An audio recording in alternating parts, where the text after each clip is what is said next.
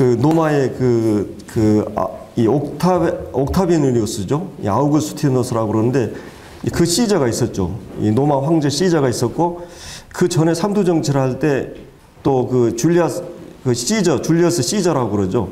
그 삼두 정치하고 그 다음 삼두 정치할 때 옥타비아누스, 안토니오누스 또 한 사람은 누군지 얼른 기억이 안 나는데 아마 그 옥타비아누스 여동생인가 이 결혼했다가 이집트의 누구죠? 클레오파트라 이 안토니우스가 이제 빠져가지고 그 옥타비아누스가 전쟁해가지고 이제 그 사람을 이렇게 멸망시키는. 그래서 이제 이 첫 번째 삼두 정치 때 그 줄리어스 시저 이 그 사람이 아니고 두 번째 옥타비아누스 이분은 이제 여러분이 누가복음 2장에 예수님 탄생할 때 그분이 나와요. 그 황제의 이름이 나오거든요. 그 두 번째 그 시저를 얘기하는데 이 가이사라는 말을 쓰죠. 가이사, 로마 황제. 그래서 이 가이사라고 하는 그 누구냐 헤롯 대왕 알죠? 예수님 오셨을 때 헤롯 대왕이 원래는 이 헤롯 대왕은 건축의 기저입니다. 아주 건축 분야에서 탁월한 그런 분인데 이분이 가이사랴 이 지역에 어마어마한 성을 그 도시를 계획적으로 이렇게 건설해 가지고 이 로마 황제 시저에게 바치거든요. 그래서 이제 이 이름을 그 가이사라라고 이렇게 붙이게 됩니다. 그래서 이제 왜 그러면 이 해안 항구 도시에다가 이렇게 했을까? 원래 로마가 그때 당시 때는 전 세계를 통치하고 있었고 이제 그 아프리카 지역 또 유럽 지역 이 아시아 지역의 중심부에다가 해안 그런 그 전략적으로 군사 그 기지들이 건설되었어요. 지금 미군이 일본이나 한국 이제 우군들에다 이제 이런 그 전략 기지를 세우잖아요. 그런 것처럼 가이사라 이 지역에다가 로마가 그런 이 군사 전략 기지를 세운 거예요. 마치 미군 기지처럼. 근데 그 미군 기지 안에 이 지금 고넬료라고 하는 그 백부장, 오늘날 얘기하면 장교죠. 그런 그 장교의 한 사람으로 있게 되는 것입니다. 그래서 이 가이사라는 도시는 인공적으로 전략적으로 지은 그런 도시였고, 그 다음에 이제 이 팔레스틴 전 지역은 유대 문화가 지배한다면 이 가이사라 지역은 로마의 그 문화의 전시장이라고 할 수 있는 작은 그 로마 도시와 같은 것이 이 가이사라라는 곳입니다. 그래서 이곳은 이방인들이 주로 많이 있었고, 이 유대인들은 그렇게 많지 않았어요. 유대인들은 그 아주 실력이 있는 장사를 잘하는 사람들이기 때문에 그런 모든 곳에 들어가서 장사를 하고, 유대인들은 많지 않고 이방인들이 많은 지역이 바로 이 가이사라 지역입니다. 그래서 이제 여러분들이 그 지금 고고학교에서 발굴된 거는 이 가이사라 지역에 보면 그 원형 경기장이 있습니다. 로마인들은 항상 그 도시의 10분의 1 그 인구가 들어갈 수 있는 원형 경기장을 만들었는데 이 계단식으로 해가지고 저도 이제 성지순례 갔는데 에베소나 여러 군데 가봤거든요. 근데 이제 거기에서 이제 뭐 그 크리스찬들이 핍박을 당하고 배너 같은 데 보면 막 원형 그 말로 막 그 시합을 하고 막 이런 거 나오죠. 그런 곳이 이 곳입니다. 그런 곳이 발굴됐죠, 이게. 근데 이제 이곳에서 이제 요세푸스라고 그 유대인 그런 역사가 있죠. 그분이 그 역사서에 보면은 이제 주 한 66년경에 이 유대인들이 로마 그 정부의 반역을 이렇게 하다가 그 여기서 한 유대인들이 한 2만 정도가 처참하게 학살을 당하는 그런 것들이 이제 나오고 있습니다. 그래서 이제 이 지금 그 이곳에서는 그러니까 유대인들에게 있어서는 로마인들이 그렇게 썩 그 정복자들이고 이제 지배자들이기 때문에 그 유대인들은 정세가 좋지 않죠. 마치 일본이 총독부가 있고 막 이렇게 했을 때 우리 민족이 이제 이 일본 사람들에 대한 그런 좋지 않은 감정이 있는 것처럼. 근데 이제 이런 사실은 이방인이었고, 그렇죠? 또 한 가지는 어떤 그런 이스라엘을 정복한 자였기 때문에 고넬료는 유대교에 개종한다든지 유대교의 그 종교에 들어오는 것은 쉽지 않은 부분이었어요. 근데 이제 이분이 하나님 믿게 되죠. 그래서 이제 여기에 가이사 나라 고넬료라는 사람이 있으니 이탈리아죠. 지금의 이탈리아, 이 로마 부대라 하는 군대 백부장. 그가 이제 경건해서 온 지방가답으로 하나님을 경외했다 이렇게 말하고 있어요. 그래서 이제 하나님을 경외하게 되면 그 삶이 경건하게 되죠. 그리고 이제 하나님을 경외하게 되면 사랑하고 경외하게 되면 두 가지는 그 사랑하는 사람 같이 있고 싶어하고 또 한 가지 뭐예요? 좋은 것을 주고 싶어하는 이것이 이제 이 고넬료의 이 고넬료는 그러니까 아직 구원받은 사람이 아니에요. 성령 임한 사람 아닌데 그 보면은 그 하나님께서 그 일반 계시 차원에서 그에게 계시하셨고 또 한 가지는 유대교를 통해서 하나님 유일신을 알게 돼요. 이 창조의 하나님, 이 하나님에 대해서 알면서 하나님을 섬기게 되는데 그때 당시 때 문화 자체가 다신론적이었고 굉장히 이방인들은 우상의 지배를 받은 그런 문화였죠. 인본주의 철학, 헬라 철학이 실제 로마를 지배하고 있었기 때문에 그 막 그리스 로마 신화들을 보면 다신들입니다. 그리고 이제 이런 아주 그 신들 자체가 우상 섬기는 사람들은 신 자체가 막 전쟁하고 막 결혼하고 막 아주 좀 추잡하고 이런 게 많잖아요. 근데 유대교의 하나님은 창조의 하나님뿐만 아니라 유대교가 이방신하고 다른 점 뭐예요? 도덕적으로 굉장히 정결해요. 그래서 이 사람이 이런 모든 그 다신을 보면서 부패하고 타락한 로마를 보면서 뭔가 양심적으로 이건 아니다고 생각했기 때문에 유대교 신을 이제 접근하게 되고 유대교를 다니면서 할례나 이제 의식법을 지키는 거 아니지만 이 하나님을 나름대로 경외하면서 섬겼던. 그래서 하나님과 같이 하고 싶어하는 시간을 많이 가지려면 기도를 많이 해야 돼요. 기도를 많이 해야 돼요. 정말 나름대로 이 사람 양심적으로 하나님을 진실하게 섬기려고 했던 그런 중심을 가지고 있었던 거죠. 그냥 하나님께서 그거를 보신 거예요. 그리고 또 하나님을 경외하는 마음이 있으면 반드시 자기가 자기의 소유를 어려운 사람들과 나누는 이게 이제 이 사람에게 있었던 거예요. 거기에 보면은 그 2절에 보면은 하나님을 경외함으로 백성을 많이 구제하고 어려운 사람을 주고 또 항상 하나님과 기도하는 하나님과 함께하고 기도하는 그래서 이제 그런 그 사람이었기 때문에 4절에 보면 3절에 천사가 그에게 나타나 가지고 4절에 이제 그 고넬료에게 주목하여 보고 두려워 이르되 주여 무슨 일이니까 천사가 이르되 내 기도와 구제가 하나님 앞에 상달되었다. 기억하신 바 되었다. 여기서는 선행을 했기 때문에 하나님을 구원한다는 그런 의미가 아니고 하나님을 진지하게 찾고 믿어보려고 하는 하나님을 진실하게 찾고자 하는 자라 하나님은 외면하지 않으시거든요. 나를 간절히 찾는 자가 나를 만난다. 또 내게 오는 자는 결코 내어쫓지 않는다. 이 성경에 그런 말씀이 무수히 많죠. 그래서 하나님께 한 사람도 잃어버리고 진리를 모르기를 원치 않으시기 때문에 나름대로 하나님 믿어보려고 하는 이 사람에게 하나님께서 자기를 이제 천사를 통해서 계시하시고 이렇게 하시는 장면이 나타나죠. 우리가 이제 수요일 날은 이제 이런 부분에 대해서 우리가 함께 살펴보았습니다. 이제 우리가 이제 오늘은 그러면 유대인들은 이 기도 시간이 오전 9시. 그러면 여기서 얘기하는 9시라고 하는 말은 거기다 플러스를 하면 돼요. 6시간을. 유대 그 시간은. 그러면 이제 플러스 그 9시가 되면 이거는 이제 그 오전 몇 시죠? 제 9시는 12시. 12시가 되는 거죠. 그리고 이제 거기에 9시는 오후 3시입니다. 오후 3시. 제가 착각을 했어요.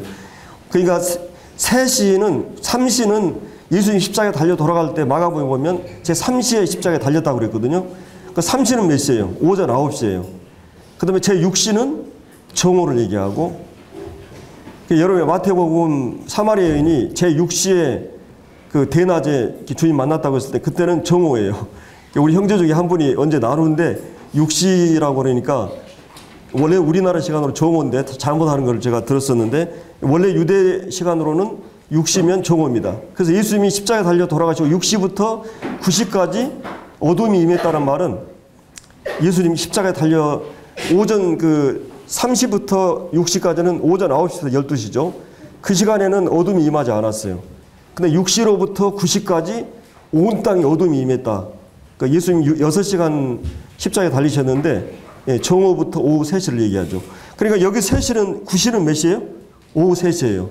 고넬료가 이제 기도하고 그리고 이제 9절에 나오는 그 제6시는 그 정오를 얘기해요. 그 다음 날 이튿날. 그러니까 이제 이 고넬료가 환상을 볼 때는 그 전이었죠. 그 전날이었고 그 9절에 나오는 이튿날 그 다음 날 이제 베드로는 이 요바에서 이제 환상을 본 거예요. 두 사람에게 하나님께서 이 환상을 통해서 이 하나님 뜻을 이루어 가시는 것을 이제 우리가 이 말씀 가운데 볼 수가 있습니다. 그래서 이제 이 주님께서는 이렇게 이제 어떻게 하나님께서는 자기의 그 사람들에게 어떤 뜻을 보여주실 때 이렇게 이제 조금씩 보여주십니다. 열어주십니다. 그러니까 여러분이 광야를 갈 때 하나님께서 그 마치 어둠 속에서 그 자기가 볼 수 있는 만큼 하나님 계시해 주세요. 미래를 다 보여주신 게 아니고 여러분들이 그냥 이만큼 알게 되면 또 이만큼 또 계시하시고 계속 이렇게 인도에 가시는 것을 이제 볼 수가 있습니다. 그래서 여기 그 말씀도 보면 마치 여러분들이 초등과정, 중등과정 이런 것처럼 신앙에 연륜이 될수록 여러분의 말씀을 소화해내면 그만큼 순종하면 조금씩 이렇게 주십니다. 마치 강에서 보면은 이 물고기가 한강 텀을 건너면 또 다른 세계가 있듯이 이제 우리 수능 좀 이따 이제 우리 병은이하고 기범이가 이번 주에 수능 봅니다. 성도들이 좀 기도해 주시고 근데 항상 기억해야 될 거는 부모들이 기대가 100이라면 항상 거기에 미치지 못하는 것 같더라고요. 너무 기대가 크시게 되는데 그러나 하나님께서 우리가 그동안 공부한 만큼 실력만큼 이렇게 제대로 잘 볼 수 있도록 기도해 주시고 그 수능은 넣으면 어때요? 새로운 세계가 있죠. 그러니까 수능이라고 하는 것은 내가 그 졸업장인 개념이 아니고 이제 이 대학에서 공부할 수 있는 능력이 되느냐를 보는 거거든요. 대학 가서 공부할 수 있는 능력이 어느 대학 들어갈까를 시험해 보는 기간이기 때문에 정확하게 실력이 나와야 되고 그래서 이제 하나님께서도 우리에게 계속 조금씩 계시를 밝혀주시는 걸 볼 수 있어요. 이 고넬료 이 사건을 보면서도. 자, 그러면 이제 우리가 오늘 이 본문을 통해서 생각해 볼 문제는, 이제 무엇보다도 이제 하나님께서 이 10장이라고 하는 이 10장은 이 사도행전적으로 봤을 때, 이제 선교사적으로 봤을 때, 그동안에는 이제 하나님께서 유대인들을 집중적으로 복음을 전했어요. 물론 이제 8장에서는 에디오피아 내시가 이제 구원을 받게 돼요. 9장은 누가 받아요? 이 사도 바울이 회심하는 사건이 나오죠. 근데 이제 10장은 누가 나와요? 이방인, 노마인. 그러니까 이 사람은 어디예요? 유럽 사람이고, 에디오피아는 어디예요? 에디오피아는 아프리카 사람이고, 그리고 이제 사도 바울은 그때 당시 때 이제 아시아 사람이에요. 3개 대륙의 사람들을 대표적으로 이제 구원해내는데, 이런 과정을 통해서 하나님께서 선교가 유대인들에게 제한된 게 아니라 이방 선교를 위해서 이제 서서히 문을 열어가시는.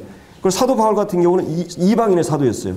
이방 선교를 위해서 이 사람을 변화시키고, 그리고 이방 문화를 다 익숙한 헬라 문화, 로마 문화, 유대 문화에 익숙한 이런 한 사람을 통해서 세계 선교 전략적으로 부르시는 걸 볼 수 있고, 이제 13장에 안디옥 교회가 나와요. 11장부터. 그 안디옥 교회는 이제 예루살렘 교회는 유대인들을 대상으로 주로 선교가 이루어졌어요. 근데 여기 이제 안디옥 교회는 어때요? 이방 선교를 위해서 하나님이 이 교회를 사용하십니다.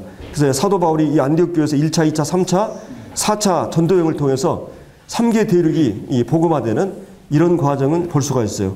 선교사적으로 보면 뭐예요? 이 지금 고넬료가 이 돌아오는 것은 굉장히 중요한 그런 그 시점인 걸 우리가 이제 볼 수가 있습니다. 자, 그러면 이제 우리가 이제 오늘 이 본문을 통해서 이제 이 구절을 먼저 구절 보겠습니다. 이튿날 그들이 길을 가다가 그 성에 가까이 갔을 그때 베드로가 기도하려고 지붕에 올라가니 그 시각은 제6시라. 그가 시장하여 먹고자 하며 사람들이 준비할 때 황홀한 중에 하늘이 열리며. 자, 여기 보면은 이제 베드로가 제6시에 기도하는, 유대인들은 그 기도 시간이 있었어요.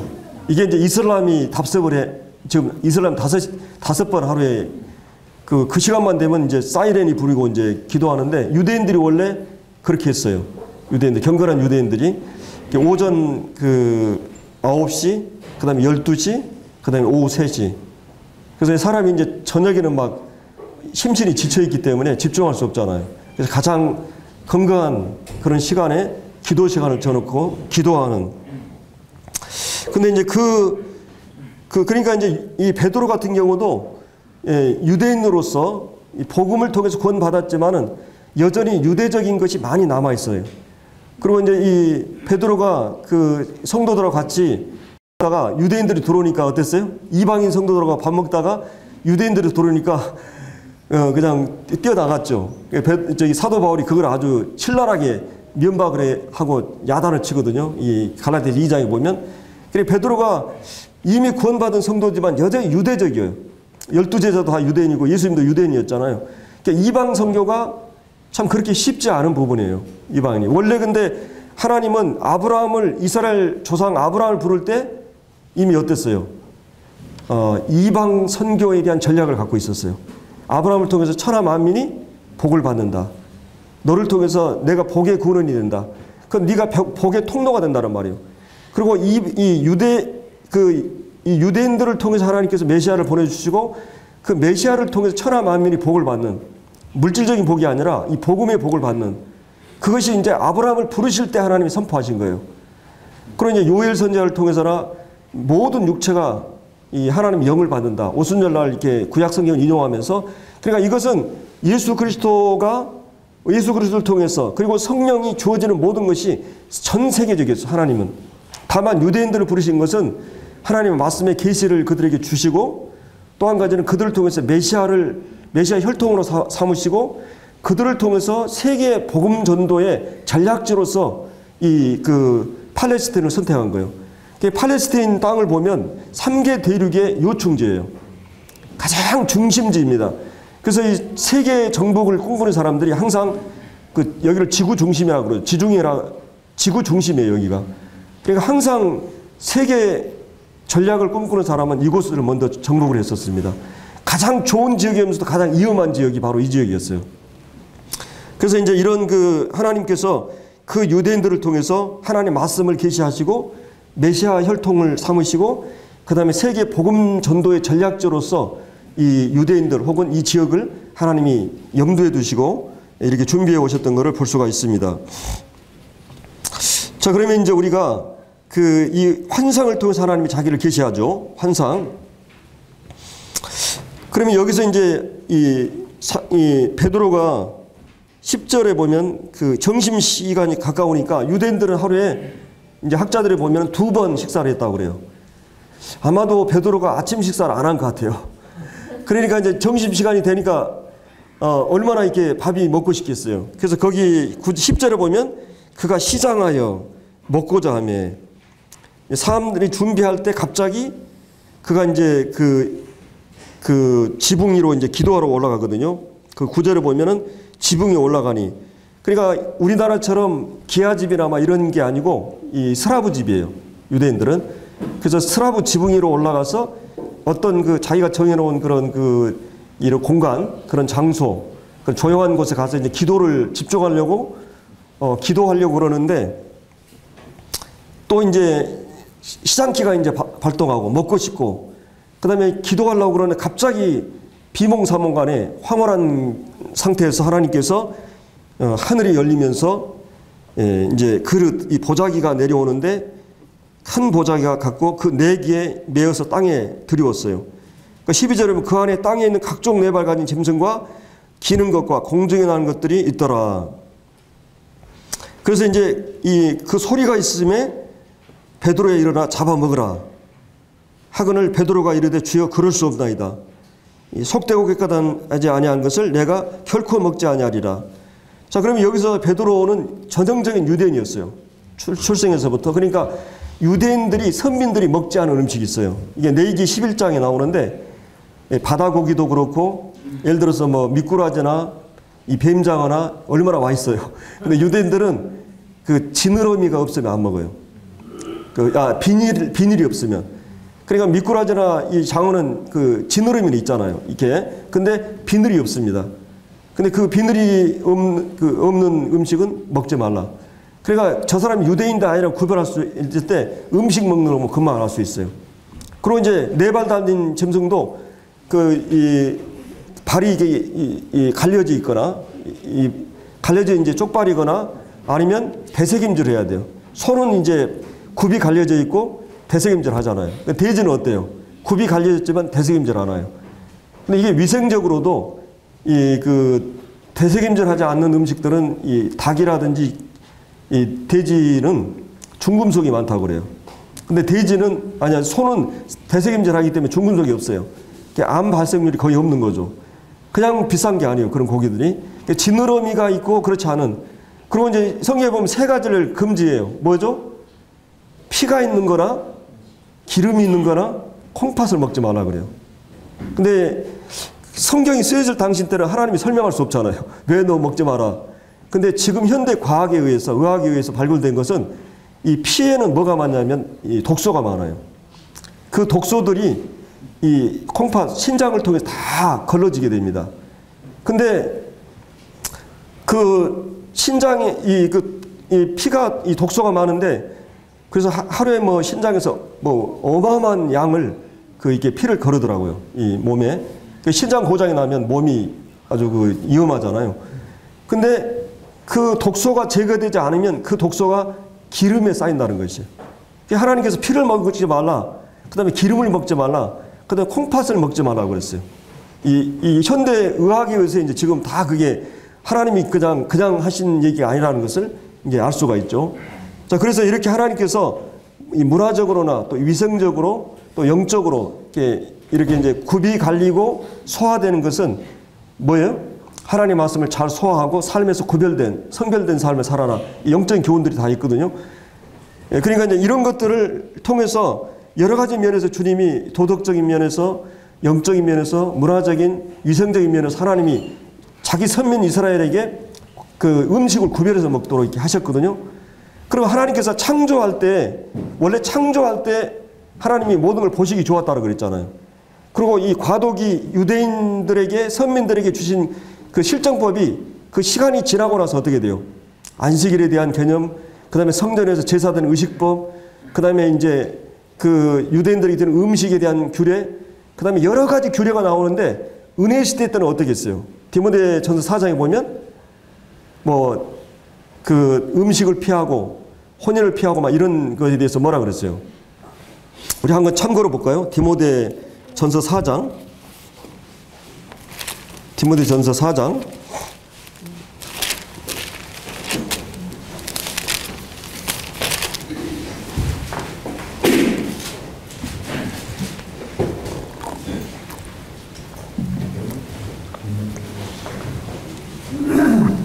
예, 1절. 그러나 성령이 밝히 말씀하시기를 후일에 어떤 사람들이 믿음에서 떠나 미혹하는 영과 귀신의 가르침을 따르리라 하셨으니 자기 양심이 화인을 맞아서 외식함으로 거짓말하는 자들이라 혼인을 금하고 어떤 음식물을 먹지 말라 할 터이나 음식물은 하나님이 지으신 바니 믿는 자들과 진리를 아는 자들이 감사함으로 받을 것이니라. 하나님께 지으신 모든 것이 선함에 감사함을 받으면 버릴 것이 없느니라. 하나님 말씀과 기도로 거룩하심이라. 자, 이 초대교회가 시작되면서 결혼하지 않아야 더 경건하고 거룩하고, 요즘 신부라 스님이나 누구죠? 수녀 이런 그 제도가 있잖아요. 그렇게 해야만이 경건하다고 생각한 거죠. 근데 실제 금욕주의가 역사적으로 보면 더 부패했어요. 절대 사람은 하나님의 특별한 믿음이나 예외적인 사람이면은 이것은 그렇게 하는 게 합당치 않죠. 그리고 또 한 가지는 음식을 유대인들처럼 구분해서 먹으면, 유대인들처럼 마치 자기들이 하나님 앞에서 저 정결하고 거룩하다고 생각한 거예요. 그게 아니라고 하는 거죠. 사도 바울이 뭘 얘기해요? 하나님 지으신 모든 것이 선하다. 하나님 주신 모든 것을 하나님 뭐라 그랬어요? 보시기에 심히 좋았더라. 원래 하나님이 창조할 때는 그렇지 않았어요.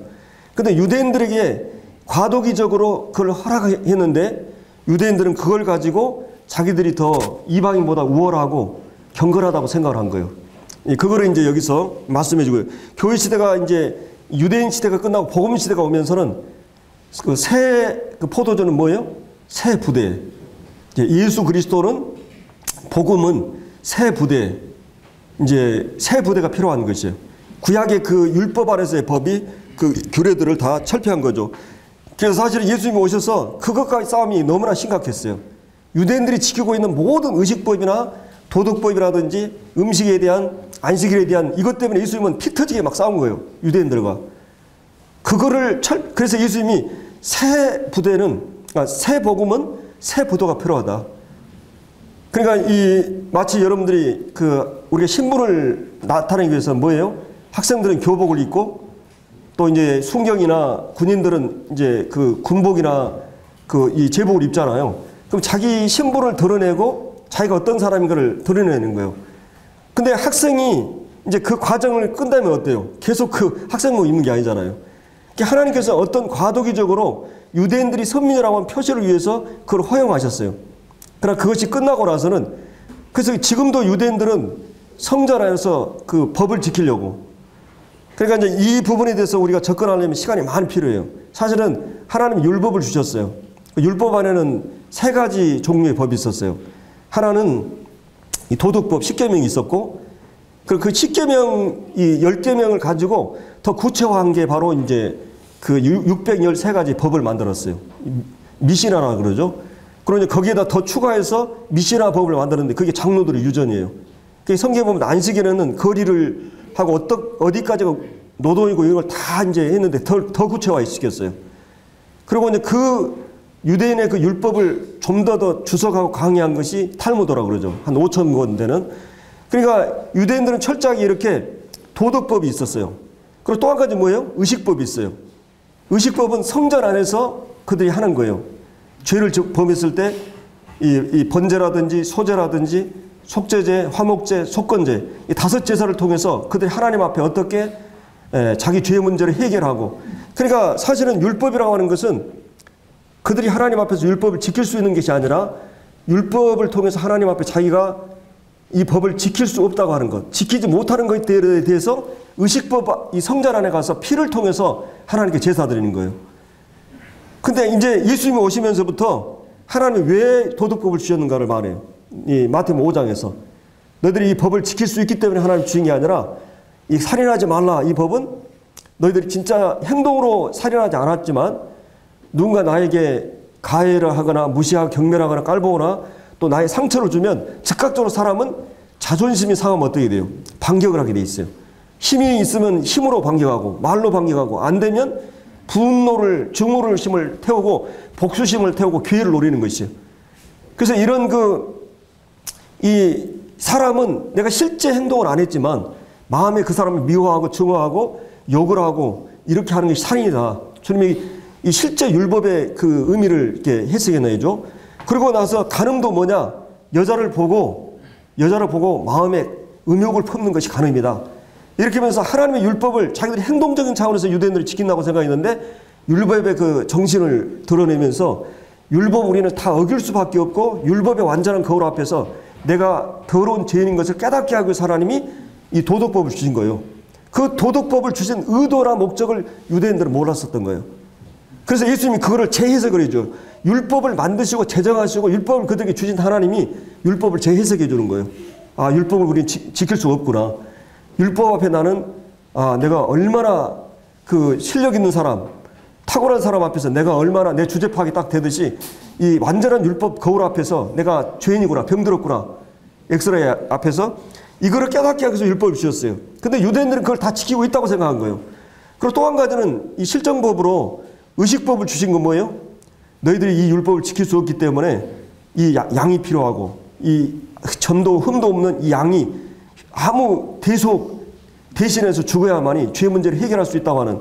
그래서 이 5가지 제사를 통해서 이 성막 제도를 통해서 하나님께서 이 죄 문제를 어떻게 해결하나. 피 흘림이 없은 적 죄사함이 없고 율법을 쫓아 거의 모든 물건이 피로써 정결하되나니 피 흘림이 없은 적 죄사함이 없다. 죄 삭은 사망이다. 그래서 이 양이 피를 흘리고 죽어야만이 죄 사는 길이 있다. 그래서 이 성막이라고 하는 모든 제도는 뭐예요? 은혜를 가르쳐주고 있어요. 그리고 이 율법이라고 하는 이 제도는 뭐예요? 우리가 하나님 앞에 죄인인 걸 깨닫게 해요. 그리고 이 성막이라고 하는 것은 앞으로 오실 메시아가 이 죄인된 여러분을 위해서 이 양들이 죽은 것처럼. 그래서 예수님이 세례요한이 뭐라 그래요? 보라 세상 죄를 지고 가는 하나님의 어린 양이다. 왜 어린 양이라는 말을 그들이 잘 알고 있는 문화 속에서 유대인들은 뭐라는? 그래서 이 의식법 그러면 자 예수님이 오셔서 뭐가 폐해져요? 율법을 지켜서 구원받는 방법이 이제 율법주의가 폐해진 거예요. 또 한 가지는 뭐냐면 이 과도교에서 앞으로 오실 메시아가 예표적으로 표상적으로 모델하우스처럼 앞으로 오실 메시아가 어떻게 죽을 것에 대한 모든 예표가 그 의식법, 이게 이제 성전 안에서 드리는 제사법에 다 들어가 있어요. 근데 진짜 아파트가 지어지면 뭐예요? 모델하우스를 제거하는 것처럼 예수님이 진짜 와가지고 단번에 영원히 십자가에서 이 의식법의 모든 것을 완성하신 다음에는 의식법이 철폐된 거예요. 그리고 율법이라고 하는 율법을 지켜가지고 구원받는다고 하는 그 구원의 조건으로서 율법은 폐해진 거예요. 여러분이 구원받고 나서 이제는 율법을 지켜가지고 구원받을 수 없고 율법적인 방법으로 내가 성장할 수도 없어요. 이거는 사도 바울이 계속 이런 거를 사전서에서 설명을 합니다. 그리고 여러분들이 그 히브리서 9장 10장에서는 구약의 의식법, 그러니까 이 율법에 얘기하는 의식법을 이런 이 성막 안에서 드리는 모든 제사는 예표고 표상이다, 비유다. 그리고 예수 그리스도가 이 히브리서 10장에 보면 구약의 제사들은 자주 같은 제사를 드렸지만 온전히 할 수 없었다. 근데 예수님이 단번에 영원히. 그래서 히브리서는 의식법의 철폐를 얘기하고 로마서에서는 뭐예요? 도덕법으로 우리가 구원받을 수 없다고 하는 같은 율법이라는 단어인데 여기서는 도덕법을 얘기하고 히브리서는 그 의식법을 얘기해요. 그래서 이 모델하우스가 이제 걷어졌다. 이제 예수님이 완성하심으로 이거를 이제 얘기하는데 그 외에도 유대인들이 만든 수없이 많은 음식에 대한 이런 규례들이 이제 구약에 나와요. 근데 유대인들이 그 생명처럼 알고 이렇게 여겼던 것을 지금 천사가 나타나고 하나님이 나타나가지고 뭐라 그래요? 먹으라는 거예요, 지금. 유대인들이 어떻게 하든 안 먹거든요. 유대인들 음식을. 근데 지금 유대인들이 혐오하고 마치 여러분들 한번 생각해봐요. 지금 뱀이 거기 있다. 바퀴벌레가 있다. 지금 태국 같은 데는 바퀴벌레도 이렇게 먹는다고 그러더라고. 근데 만약 그걸 먹으라고 생각해봐요. 유대인들이 혐오하고 이게 부정한 동물이기 때문에 절대로 먹을 수 없는 것들이에요. 그러니까 지금 먹으라 그러니까 베드로가 뭐예요? 그럴 수 없다고 그러는 거예요, 지금 여기에. 근데 이 말 속에 우리가 이제 본문에 가면 10장에 보면, 사도행전 10장에 보면 12절에 보면 그 안에 이 보자기 아래가 각종 네발간이 짐승과 기는 것, 공중에 나는 것들이 있더라. 또 소리 있어 이르되 베드로야 일어나 먹으라. 그러니까 뭐라 그래요, 베드로가? 안 됩니다. 그래 먹으라. 안 됩니다. 먹으라. 안 됩니다. 3번을 지금 이렇게 하는 거예요. 예, 그러니까 그러면 여기서 얘기하는 지금 이런 부정한 동물은 뭘 얘기하냐면 이 전체적인 메시지에서는 유대인들이 이방인들을 뭐라고 취급했어요? 예, 개로 취급했어요. 개는 부정한 동물이거든요. 그러니까 그 이방인들을 상종할 수 없고 유대인들은 이방인들에 대해서는 상종할 수 없고 같이 할 수가 없어요. 음식을 나눌 수도 없고. 근데 지금 이 음식을 먹으라는 말은 뭔 말이에요? 이방인들을 포용하고 이방인들의 복음을 전하라는 그 의미가 들어가 있거든요. 그래서 절대 그럴 수 없다. 지금 베드로가 그렇게 얘기하고 있는 것이에요. 어떻게 보면 베드로가 주여, 여기 보면 주여 그럴 수 없다 그러잖아요. 그러면 14절에 주여 그럴 수 없다는 말은 주여라는 말을 빼든지 주님이면 그럴 수 없다고 할 수 있어요, 없어요? 주인한테는 무조건 내야 돼요. 그럴 수 없다고 하면 주려 할 수 없어요. 이 말 자체는 모순이 있어요. 원래 이 베드로가 원래 성질이 급하잖아요. 예, 그러니까 항상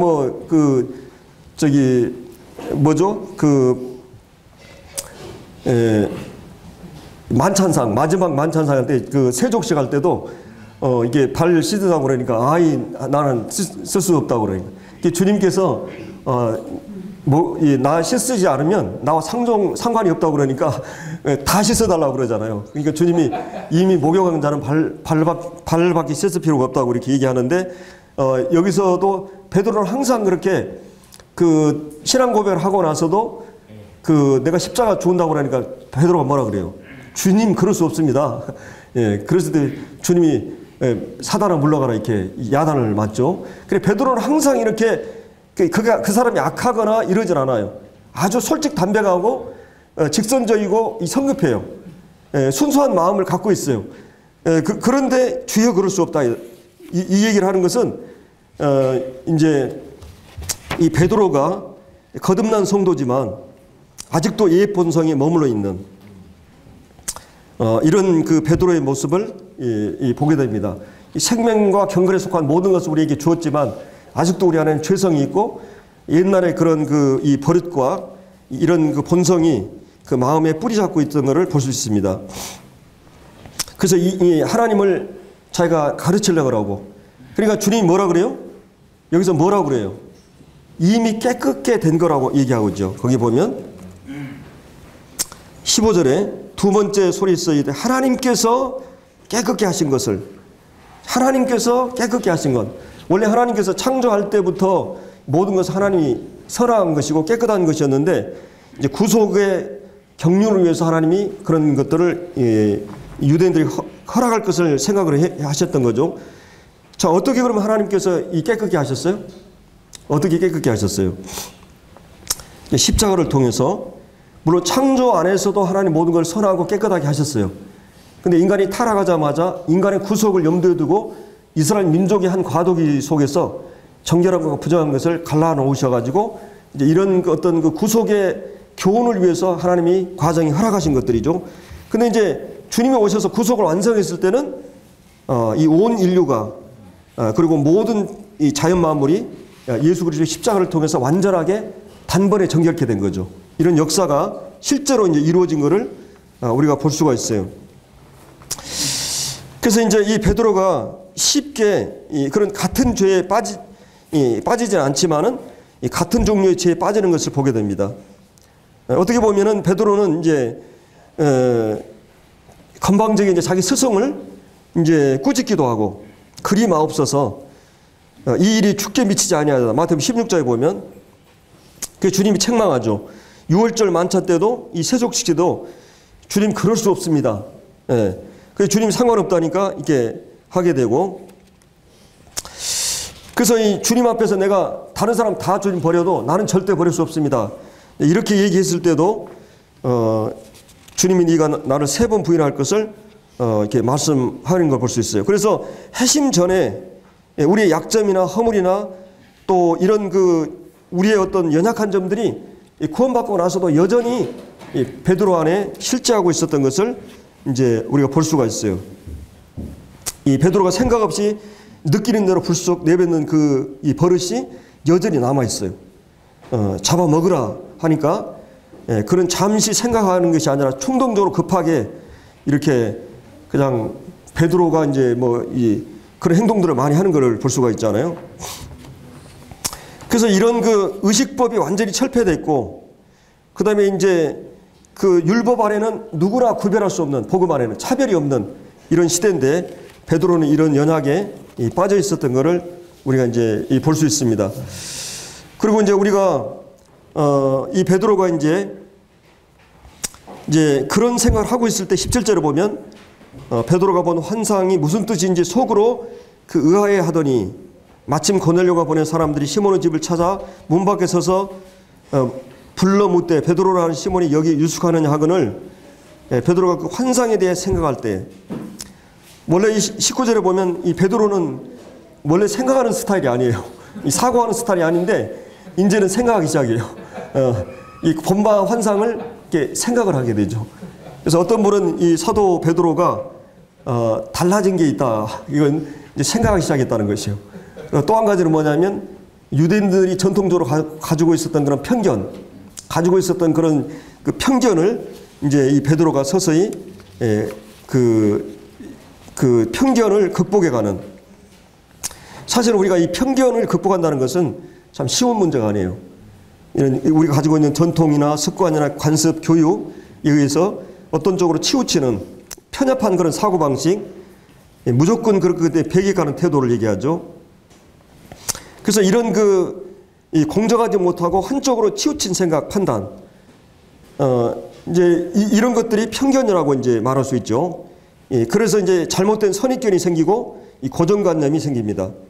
한쪽으로 치우치는 어떤 사물이나 사건을, 또 어떤 사람을 대할 때 자신 안에 그 미리 형성된 그 사람의 배경이나 학식, 피부색, 빈부, 외모, 직업 이런 것 가치를 그 사람의 인격의 행동을 판단하는 이 순수 이성이 아닌 어떤 그런 것을 가지고 판단하는 걸 얘기합니다.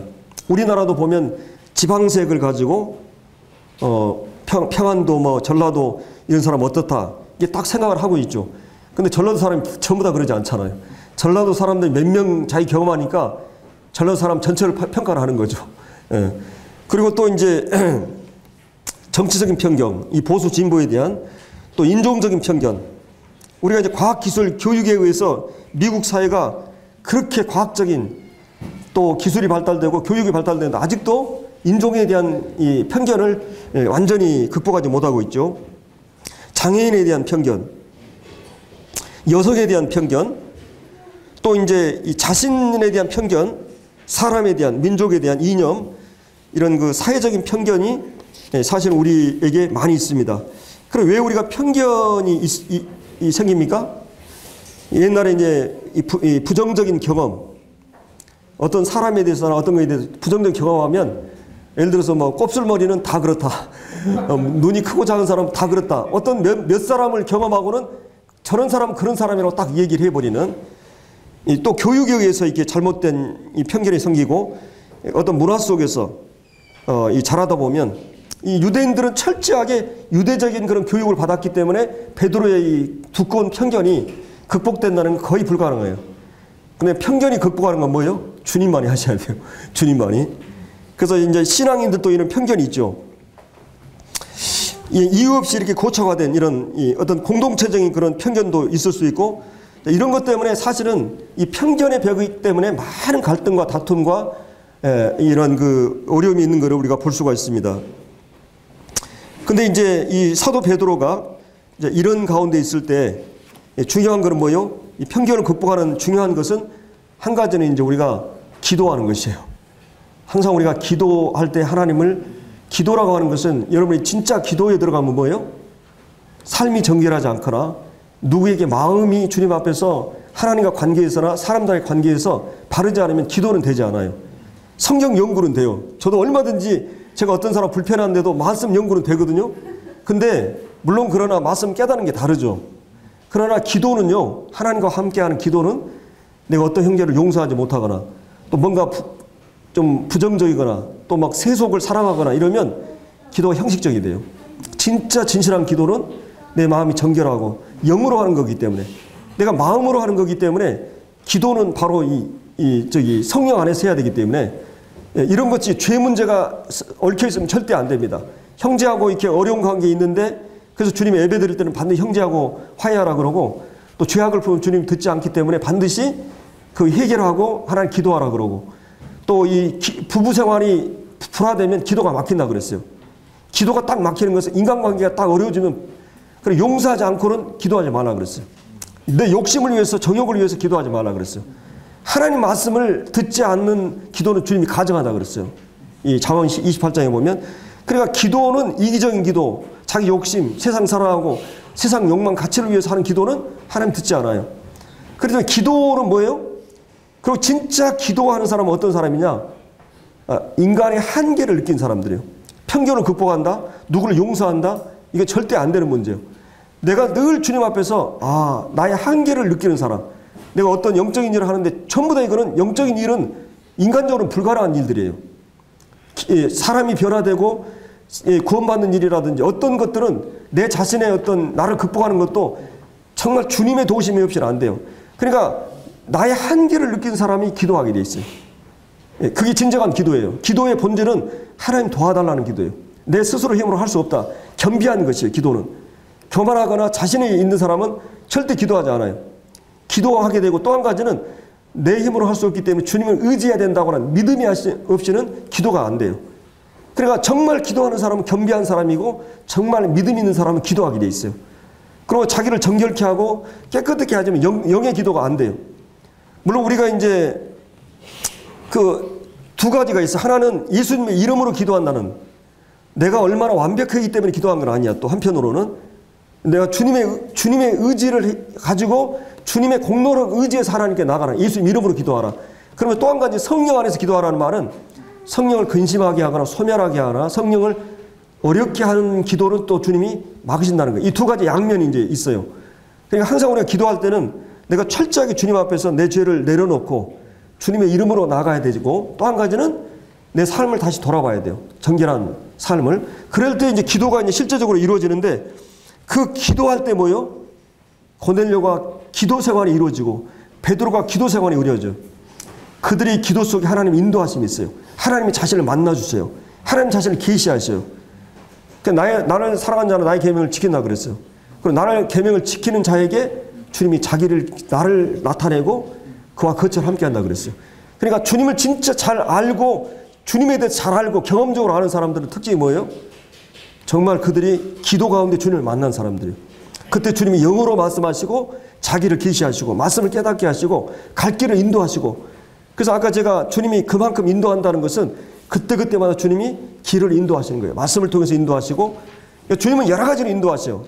주님이 예를 들어서 말씀을 통해서 우리를 인도하시기도 하고, 또 때로 기도 가운데 우리를 영으로 인도하시기도 하고. 그럼 베드로가 지금 음성을 들었죠. 환상이 중요한 게 아니라 뭐예요?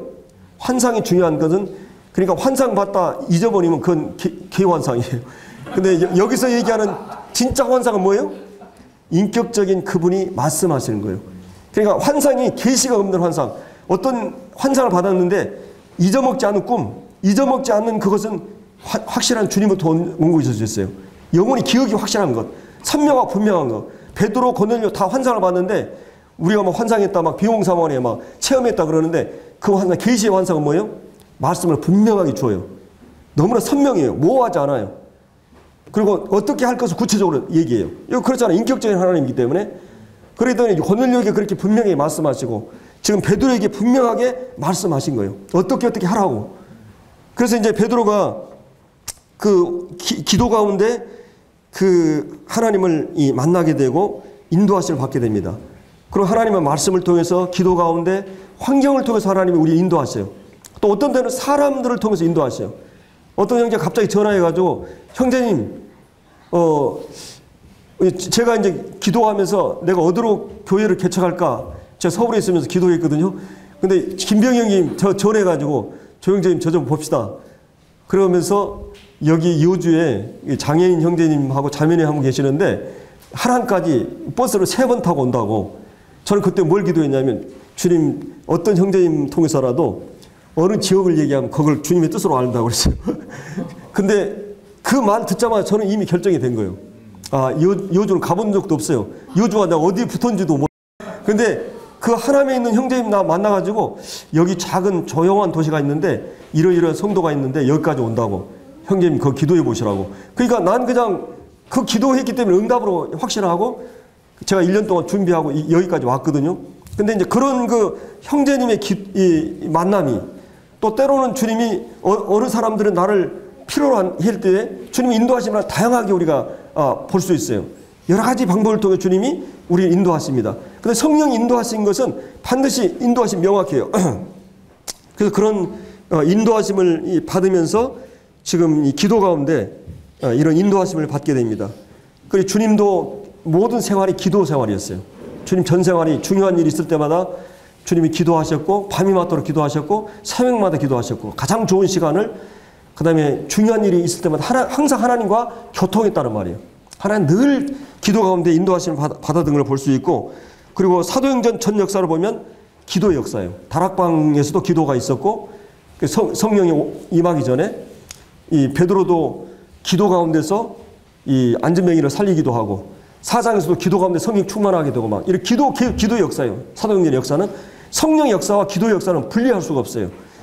그렇기 때문에 이런 하나님의 역사는 이 기도의 역사였던 것을 볼 수 있습니다. 그래서 베드로가 하나님이 말씀하시니까 하나님 말씀을 주니까 뭐예요? 여러분 문제가 다 해결되는 경우가 있죠. 답답한 문제가 말씀 딱 비침이 되니까 순간 그냥 그 답답하고 억압된 그 마음이 불안했던 마음이 말씀의 빛이 딱 들어오니까 눈이 열리는 것처럼 해결돼 버린 거예요. 베드로 그 편견의 벽을 어떻게 극복하겠어요? 예, 그래서 이제 그 18절에 불러 묻되 베드로라는 시몬이 여기 유숙하느냐 하거늘 베드로가 그 환상에 대해 생각할 때 성령께서 그에게 말씀하시되 두 사람이 너를 찾으니 내적인 그런 음성이죠. 일어나 내려가 의심치 말고 함께 가라. 내가 그들을 보내었느니라 하시니 베드로가 내려가 그 사람을 보고 이르되 내가 곧 너희가 찾는 사람인데 너희가 무슨 일을 왔느냐. 그들이 대답하되 백부장 고넬료는 의인이요 하나님을 경외하는 사람이라. 유대 온 족속이 칭찬하더니 그가 거룩한 천사의 지시를 받아 당신을 그 집으로 청하여 말을 들으려 하느니라 한데 베드로가 불러 들여 유숙하게 하니라. 그래서 하나님께서 이 사람에게도 환상을 통해서 인도하시고 이 사람을 똑같이 한 뜻을 위해서 두 사람에게 이 환상을 보여주셔가지고 인도하시는 이런 장면을 보게 되는데, 오늘 제가 막 이렇게 두서없이 했는데 한 가지 분명한 것은 베드로의 그 편견, 이 벽, 이거를 깨기 위해서, 그리고 이게 그 유대교와 과도기 기독교 과정에서 어마어마한 그 갈등과 이런 과정이 거쳐집니다. 그리고 예수님 시대 때도 그렇고 이 사도행전 시대 때도 유대인들이 돌아오는 건 쉽지 않아요. 15장에서도 이제 그런 회의가 일어납니다. 중요한 회의가 있거든요. 그래서 이런 그 하나님께 선교사적으로 이방 선교를 위해서 어떻게 이 물꼬를 터 나가시는가, 그리고 우리 개인적으로는 하나님의 인도하심이나 이런 편견의 벽을 어떻게 극복할 수 있는가, 그리고 우리는 그리스도 안에 있는 형제 자매들에 대해서 또 배우고 못 배우고 그런 걸 다 떠나가지고 그리스도 안에서 다 똑같은 이런 그 차별 없이 복음은 우리에게 적용이 되고 그리스도 안에서 하나라고 하는 이런 편견의 벽을 어떻게 극복할 수 있는가, 이런 것들을 이 본문에서 우리에게 보여주고 있습니다. 기도하고 마치겠습니다.